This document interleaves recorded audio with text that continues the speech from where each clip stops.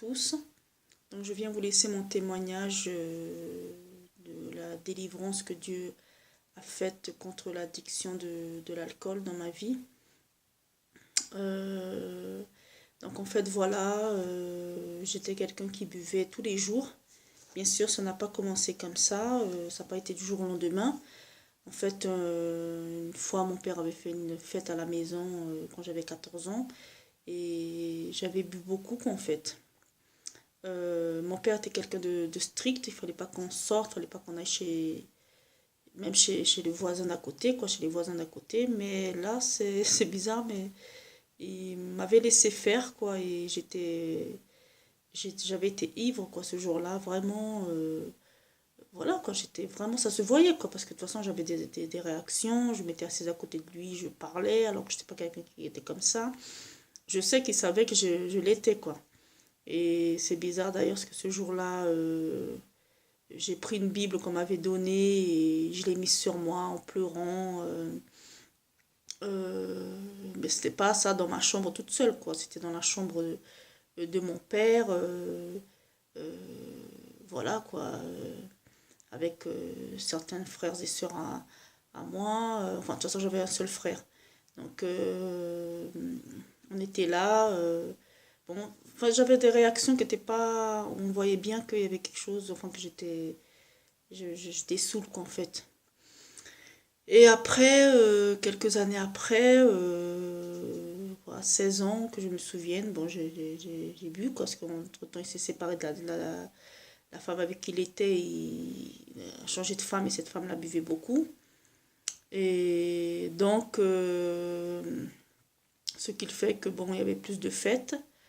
Et donc, je buvais, quoi, au point de me saouler. Et après, bon, avec des camarades d'école, quand il y avait une occasion, je la manquais pas, qu'en fait. Et bon, mais après, à 20 ans, j'ai connu le père de ma fille. À 21 ans, je me suis séparée. Et puis là, ça a été en quelque sorte l'engrenage parce que là, j'ai commencé à boire petit à petit, quoi.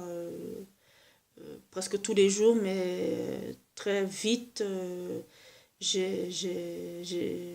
je me suis mise à boire tous les jours, quoi. Tous les jours, tous les jours, tous les jours. Même le matin, quoi. À la base, le matin, je trouvais ça pas très très bien. Parce qu'en fait, j'ai connu un couple qui buvait de l'alcool le matin. Il habitait pas très très loin de chez moi. Et en quelque sorte, je me suis fait entraîner, quoi. Parce que de toute façon, on se fait entraîner par les autres, même inconsciemment, quoi, en fait, hein. On se croit fort, on croit qu'on est très intelligent, mais en fin de compte, bien sûr, tout ça c'est inconscient, mais on se fait entraîner par les autres. Euh, Même si c'est un petit peu, mais tout le monde se fait entraîner par les autres, par les atmosphères, selon où on est, bon, tout ça qu'on fait. Et après, j'ai commencé à boire le matin et c'était au point que, voilà, quand je sortais faire quelque chose, je voulais vite rentrer chez moi, boire, je pensais à la bouteille, quoi, je pensais tout le temps à la bouteille. Et donc voilà, quoi, je buvais pour essayer d'oublier les choses, en fait, parce que j'étais malheureuse. J'étais quelqu'un de dépressif, très angoissée. J'étais pas du tout heureuse, en fait, pas du tout, du tout, du tout. Je me sentais inutile sur la terre, en fait. Vraiment, je trouvais que je ne servais à rien du tout. Mais bien sûr, ça, c'est des choses que je ne disais à personne, quoi. Il y avait que moi qui le vivais. Voilà, je n'en parlais à personne, qu'en fait. De toute façon, je n'avais pas d'amis. Et puis, c'était pas mon genre aussi de m'étaler comme ça, voilà, quoi. Donc, je n'en parlais pas. C'est des choses qui avaient en moi, auxquelles il n'y a que Dieu qui savait, qu'en fait, ce qui se passe à l'intérieur de moi. Et donc, voilà, je buvais tous les jours.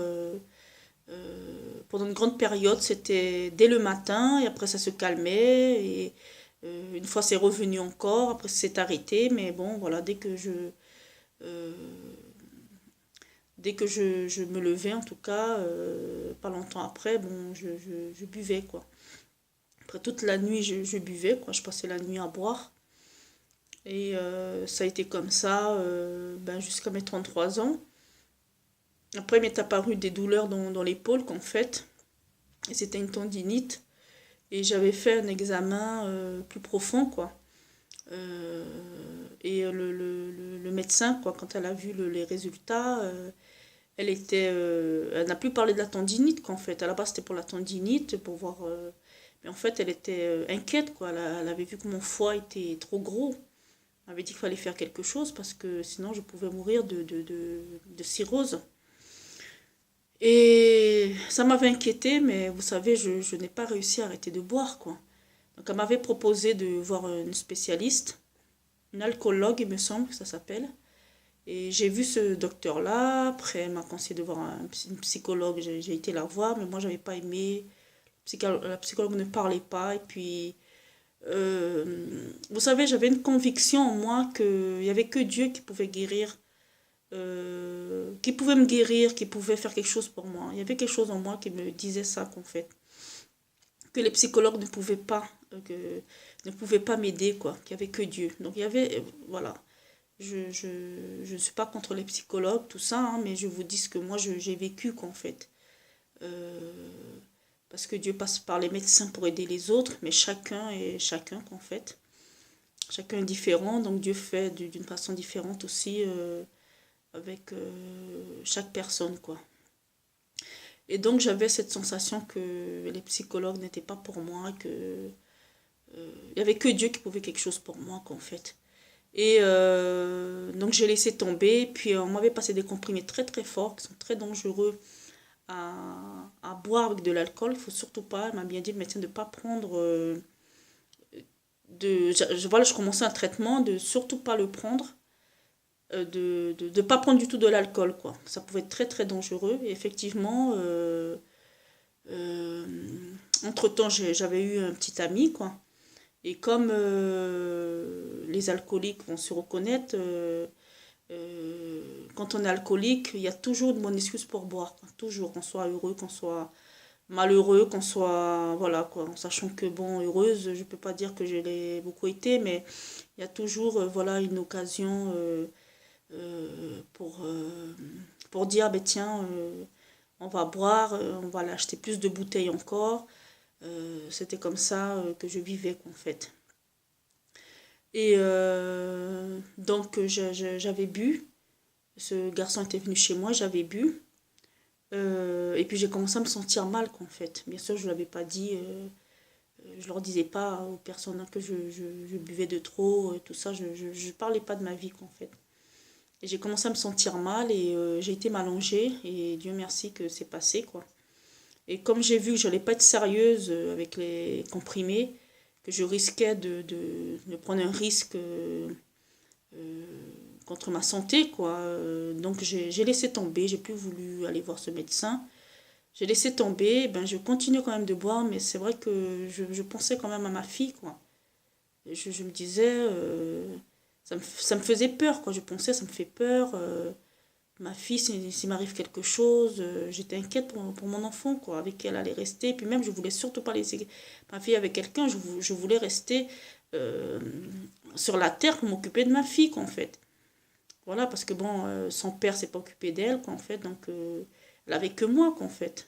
Et elle aurait été à la DAS, mais moi, je voulais pas ce genre de choses. Je voulais m'occuper de ma fille. Et donc,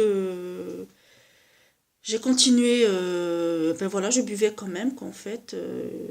Et puis, de temps en temps, ça me revenait, tout ça, quoi. Voilà, je pensais à ma fille, mais ben je me disais que voilà, le médecin n'était pas la solution. Pour moi, c'était pas la solution, c'est comprimé. Et vous voyez, c'était bon. Et ce qui fait que quand je suis venue dans le sud, j'ai continué à boire, en fait. J'ai changé de ville parce que j'habitais dans la Sarthe. Donc, quand je suis venue ici dans le sud, sur Albi,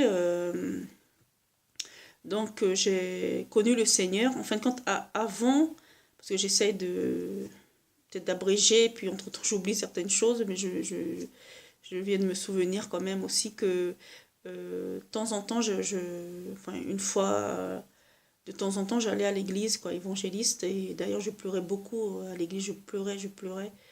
Euh, et comment dire ça, je disais que j'allais y retourner, mais je retournais pas parce que comme je buvais beaucoup, eh ben, j'arrivais pas à me lever le matin, quoi, en fait. Je n'arrivais pas à me lever pour aller à l'église, quoi, en fait, le dimanche matin. Et ma fille, d'ailleurs, venait m'appeler pour me demander qu'on aille à l'église. Et puis moi, je montais. Je disais que j'étais malade, que j'avais mal à la tête, alors que c'était à cause de l'alcool, quoi, que je n'arrivais pas à me lever, parce que toute la nuit, j'avais bu. Et donc, en arrivant ici dans le sud, euh, parce qu'entre-temps, ma soeur me parlait de Dieu, quoi, de Jésus. Mais sauf que moi, je me disais, qu'est-ce que Dieu va pouvoir pour moi? Parce qu'une fois, elle m'a dit, oui, donne ta vie à Dieu, tu verras, il va changer ta vie. Or, pour moi, c'était pas possible que Dieu puisse changer la vie d'un humain, quoi. Et je me disais, qu'est-ce que Dieu va vouloir avec moi, avec une personne comme moi. Voilà, quoi. Pour moi, Dieu, c'était pour les personnes qui étaient belles, qui étaient intelligentes, qui avaient de l'argent. Je ne pensais pas que Dieu pouvait vouloir des personnes mais qui n'avaient pas tout ça, quoi, qui n'avaient pas d'études, ben voilà, qui étaient nuls comme moi je me sentais ben, nulle en fin de compte, quoi, en fait. Et donc, une fois j'avais été à l'église ici, sur Albi, j'ai entendu le pasteur dire mais voilà que les excès, tout ça d'alcool, quelque chose comme ça, ce que je me rappelle plus exactement les mots qu'il a dit. Mais j'étais très en colère quand je suis rentrée chez moi en colère. Je me suis dit non mais Jésus a transformé l'eau en vin. Que c'est quoi cette histoire qu'on ne peut pas boire? J'étais en colère en fait parce que ce passage-là je le connaissais quoi en fait. Je me suis rappelé de ce passage-là que j'ai dû entendre parce que oui quand j'étais adolescente j'avais été un peu à l'église. Et je pense que ce passage, j'ai dû l'entendre là parce que je vois pas, mon père il me parlait pas de Dieu, quoi, mon père, voilà. Et donc voilà, quoi. Et j'ai continué mon chemin, quoi. Donc j'avais été une autre fois, mais tous les jours je buvais, je continuais la vie que j'avais avant. Tous les jours je buvais, j'étais tout le temps couchée, tout le temps devant la télé, malheureuse, qu'en fait au fond de moi j'étais pas bien. Mais après, comment dire ça, entre-temps, une fois, voilà, j'avais été à l'église avec une dame, et en sortant de l'église, elle m'avait dit comme ça, oui, elle écoutait parfois la Bible en audio, quoi, sur Internet, mais moi, j'avais pas de PC à l'époque. Et entre-temps, j'ai acheté un ordinateur à ma fille, quoi, pour l'offrir comme cadeau. Parce que quand on avait déménagé, elle était triste quoi, parce que toutes ses amies étaient restées là-bas. Donc je me suis dit, bon, euh, je vais lui offrir ça comme ça pour avoir Facebook et pour avoir ses amis, quoi, en fait. Et donc, quelques temps après, je me suis rappelé que cette dame m'avait dit ça et je lui ai dit, ah ben tiens, mets-moi la Bible en audio, Sonia, parce que oui, la dame s'appelle Sonia, m'a dit que on peut écouter la Bible en audio. Donc, mets-la à moi et moi j'avais toujours des bouteilles ben, à côté de mon lit, quoi, avec des verres et tout. Euh, donc, elle me l'a mise, quoi, en fait, et j'écoutais, jusqu'à quand je suis tombée dans un passage. Alors, je me souviens plus le passage, mais c'est ça qui a déclenché quelque chose en moi. Le passage qui en fait, qui disait, je pense que c'était ce passage-là qui dit qu'on n'héritera pas le royaume des cieux, les ivrognes, quelque chose comme ça. Mais sauf que moi, il me semble qu'il y avait une histoire de vin dans ce passage-là. Parce que justement, ce jour-là, j'avais du vin dans mon frigo. Parce que moi, j'aimais pas le vin. Et voilà que, bon, depuis quelque temps, je buvais du vin, quoi. Là-bas, j'aimais pas le vin. Euh, Parce que, bien sûr, quand les personnes boivent beaucoup, il y a un moment donné, ils veulent plus fort, quoi. Donc, ils cherchent d'autres genres d'alcool pour, comment dire ça? Euh, pour quitte à mélanger aussi, pour que la sensation soit plus forte, quoi. Et d'ailleurs, je commençais à prendre de l'alcool avec un somnifère auquel je ne donnerai pas le nom, un somnifère pour que la sensation soit meilleur, quoi, en fait. Parce que, voilà, quoi, au bout d'un moment, l'alcool commence à plus faire trop d'effet. Donc, souvent, les gens qui boivent beaucoup, comme les drogués aussi, hein, ils veulent un effet plus fort. Donc, ils mélangent, voilà, quoi. Donc, je mélangeais avec ce comprimé-là. Et, et d'avoir entendu ce passage-là en fait, qui condamnait entre guillemets, quoi, enfin, où il disait que Dieu n'aimait pas, comprenez bien que ce passage voulait dire que Dieu n'aimait pas les ivrognes, quoi. Et ben moi, je me suis mis à prier, quoi, ça m'a déclenché quelque chose, parce que moi, pour moi, je n'étais pas une ivrogne, et j'aurais refusé qu'on vienne me dire que j'étais une ivrogne, que j'étais une alcoolique, ça pour moi, c'était pas du tout ma personne. Mais bien un peu avant, je pense que Dieu commençait déjà à travailler dans mon cœur parce qu'une fois, en regardant une émission, je sais pas, j'ai eu un petit déclic en me disant, mais je suis une alcoolique, mais bon, après c'est passé quoi. Mais, et donc ce jour-là où j'ai écouté la parole de Dieu, et ben voilà, j'ai prié, je me suis dit, enfin j'ai dit à Dieu, Seigneur, moi, je veux habiter avec toi au paradis. Je ne veux plus boire à partir de maintenant. Parce que je veux habiter avec toi. Je veux habiter avec toi au ciel, tout ça. Et par contre, je vais finir ce que j'ai. Et après, je me suis rappelé qu'il me restait des bouteilles de vin dans le frigo. Et je me suis dit, bon, je vais finir ça quand même. Parce que comme je l'ai quand même payé pour pas le jeter comme ça. Donc, j'ai fait ça, quoi. J'ai fini ce que j'avais à finir. Après, j'ai jeté toutes les bouteilles dans la poubelle et voilà que le lendemain, ben voilà, j'étais décidée qu'en fait. Sauf que bien sûr, j'étais un peu inquiète. Je me disais comment je vais faire parce que voilà, quoi, je savais que ça allait pas être évident, quoi, que sûrement ça allait pas être facile, quoi. C'est ce que je me disais, quoi. Et tellement j'avais l'habitude, je buvais beaucoup en fait, que je sentais qu'il me manquait quelque chose dans ma main droite, quoi, en fait. Il y avait un vide. Et donc, je me suis rabattue sur le thé, qu'en fait. Donc, j'ai été boire du thé que je n'aimais pas. Euh, je n'étais pas du tout thé. Ben là, je me suis rabattue sur le thé. Donc, je buvais du thé, je buvais du thé. D'ailleurs, j'ai même dit à ma fille, mais tu n'as rien remarqué Tu n'as rien remarqué Et puis, elle m'a dit non. J'ai dit, ben voilà, je ne bois plus. C'est pour ça que je bois du thé et tout. Après, elle a dit, ah bon, bon, après, je ne me rappelle plus exactement les mots exactement qu'elle a dit, quoi, mais enfin bon, elle n'a pas. Et donc, on a été faire. Parce que oui, à l'époque, je sortais beaucoup, quoi, tous les jours, je sortais, tous les jours, je sortais. En plus aussi, bon, pour faire des courses, mais aussi pour acheter des choses pour la maison, parce que euh, ça faisait pas longtemps que j'avais eu le logement. Euh, et puis bon, j'aimais ça. Il y avait toujours quelque chose, une excuse aussi pour sortir, quoi. Donc d'ailleurs, je précise, Dieu m'a délivré de ça parce que trop sortir aussi, c'est pas normal, quoi. Enfin bon. Euh, donc, j'ai été faire des courses avec ma fille et puis j'étais nerveuse, quoi. J'étais vraiment pas bien. J'étais énervée parce que bien sûr, le rayon d'alcool était là et je voulais pas, quoi, aller acheter de l'alcool, mais j'étais énervée. Comme j'étais nerveuse, donc je m'en prenais à ma fille, quoi. J'étais là à lui dire, oui, dépêche-toi. Oh mon Dieu. Quand j'y pense, franchement, ça me. Enfin bon. Voilà, quoi. Je disais, oui, dépêche-toi et tout ça, que c'était pas la faute de l'enfant, quoi. Mais j'étais. Voilà, nerveuse, quoi. On manque, quoi. Parce que. Alors, donc, il fallait que je me dépêche faire les courses pour partir. Et le deuxième jour, je suis ressortie encore. J'ai été faire des courses. Je sais que ça peut paraître bizarre, hein, mais c'était comme ça que j'étais avant. Euh, et je suis ressortie encore et faire des courses et voilà, j'étais pas bien. Et même en chemin pour aller faire les courses, je me disais, mon Dieu, comment je vais faire parce que je veux vraiment plus boire. Quand je parlais à Dieu, ben je m'inquiétais, quoi, comment je vais faire parce que j'avais vu que la veille déjà, j'étais pas bien, qu'en fait. Et donc, je savais que là, j'allais aller dans le magasin et que dans le magasin, on sait bien déjà que voilà, il y a le rayon alcool.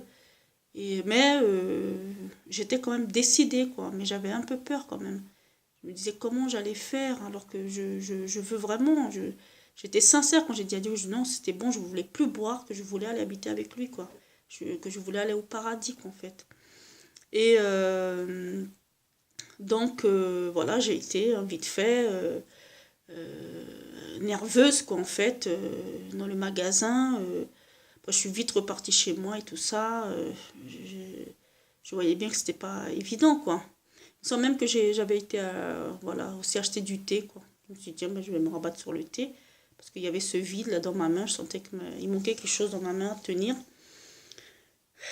Et donc le troisième jour, quand je suis ressortie encore, sauf que je ne me souviens plus si c'était le troisième jour ou le surlendemain. Veuillez m'excuser, j'ai un petit doute maintenant. Mais en tout cas, quand je suis ressortie, je suis passée dans le rayon alcool. J'ai trouvé ça bizarre parce que je suis passée et ça ne m'a fait aucun effet, qu'en fait. Franchement, ça ne m'a fait aucun effet comme une personne qui, je veux dire, qui n'est pas du tout attirée à l'alcool. Eh ben voilà, ça m'a fait aucun effet. J'étais pas nerveuse, je n'étais pas énervée. Et j'ai trouvé ça bizarre. Donc j'ai dit à ma fille, tiens, on retourne. Parce que je voulais revenir encore, repasser quoi, dans le rayon, quoi, en fait. Et je suis repassée et j'ai vu que là, je n'avais aucune envie d'alcool, quoi. Je n'avais aucune envie d'alcool, aucune envie de boire de l'alcool. Oh là là, j'étais libre, quoi, en fait. J'étais vraiment libre. Et c'est là que j'ai vu que Dieu m'a délivré de l'alcool, quoi. En fait, Dieu m'avait délivré de l'alcool. Oh mon Dieu, c'était tellement bien, franchement. Et j'étais contente de cette nouvelle vie que Dieu m'avait donnée. Où voilà, quand j'étais avec les chrétiens, où il n'y avait que du jus à boire, eh ben, j'étais heureuse de cette nouvelle vie, en fait. J'avais plus cette vie-là où il fallait absolument qu'il y ait de l'alcool. Parce que moi, avant, je ne pouvais pas fréquenter des gens qui ne buvaient pas. Je n'aimais pas fréquenter les gens qui ne buvaient pas, qui buvaient que du thé, que du café. Pour moi, c'est des gens qui ne m'intéressaient pas, en fait. Et puis là, non, j'étais contente de cette nouvelle vie parce que, bien sûr, euh, je, je, je, j'avais commencé une marche avec Dieu, qu'en fait. J'ai vraiment donné ma vie à Dieu, qu'en fait. Donc, je fréquentais, en fait, des chrétiens. J'étais avec les chrétiens, on va dire, évangélistes, quoi, en fait. Et voilà, quand il y avait quelque chose, il n'y avait que du jus, quoi. Il y avait la nourriture et le jus. Et puis moi, j'étais toute heureuse d'avoir cette nouvelle vie. Franchement, parce que pour moi, avant, il n'y avait que Dieu qui savait, je ne pouvais pas fréquenter de personnes. Moi, des gens comme ça ne m'intéressaient pas, qu'en fait. Dans un endroit où j'étais invitée, où il n'y avait pas d'alcool, ça ne m'intéressait pas du tout. Mais franchement, ça ne m'intéressait pas du tout. Et là, de cette nouvelle vie, et après, quand je ressortais faire des courses, de voir que ça me faisait plus aucun effet, je n'étais plus énervée, je n'étais plus sensible aux bouteilles, quoi.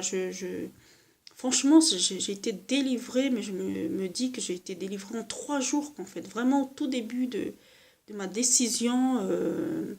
Non, mais voilà, c'est ça, c'est le troisième jour que je suis sortie, c'est ça.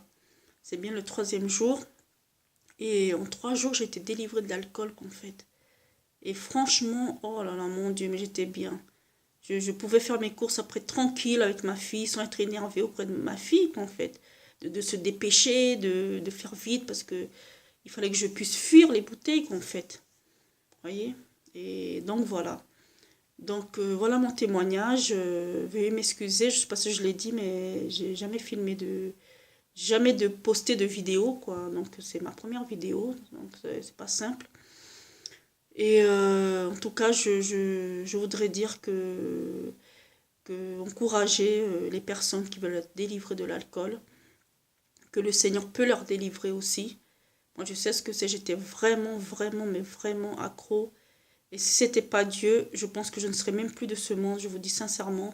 Parce que je ne pouvais pas, pourtant, quand je dis que j'aimais ma fille, je l'aime toujours, mais j'aimais ma fille, ça me faisait peur cette histoire-là, que je pouvais mourir et que ma fille allait rester sans moi.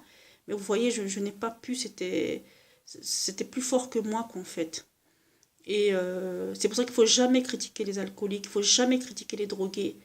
Voyez, parce que souvent les gens critiquent, mais ils ne savent pas ce qui se passe. Et ils ne savent pas aussi ce qui s'est passé dans l'enfance, dans la vie de la personne, pour que la personne puisse être comme ça. Voyez, il ne faut jamais critiquer. C'est facile de critiquer, mais on ne sait pas ce qui se passe. Et on ne sait pas ce qui se passe dans la tête de la personne aussi. C'est pas parce que la personne boit tous les jours que la personne ne se dit pas qu'elle a envie d'arrêter cette vie. Vous voyez? Donc, j'encourage véritablement les personnes qui ont une addiction, quoi, que ça peut être la drogue aussi, à demander au Seigneur Jésus-Christ de vous aider, de vous délivrer. Et je suis sûre que c'est ce qu'il veut faire parce que c'est lui qui m'a demandé de faire cette vidéo. Moi, je ne voulais pas la faire. Je n'aime pas montrer mon image comme ça, être... par exemple, je ne suis pas quelqu'un qui veut être connu, par exemple, vous voyez. Donc, je n'aime pas ces histoires-là de me montrer. Je n'aime pas, qu'en fait. Et donc, je sais que ce n'est pas pour rien qu'il m'a dit de la faire, cette vidéo. Et je suis sûre et certaine que vous soyez un homme ou une femme, jeune ou moins jeune, je suis sûre et certaine que Dieu veut vous aider. Dieu veut vous délivrer aussi des addictions qui peuvent vous tuer, quoi, en fait. Et qui détruit, qui sait, votre famille. Parce que, voilà, la plupart des personnes qui boivent de l'alcool, qui se droguent, sont agressifs, qu'en fait.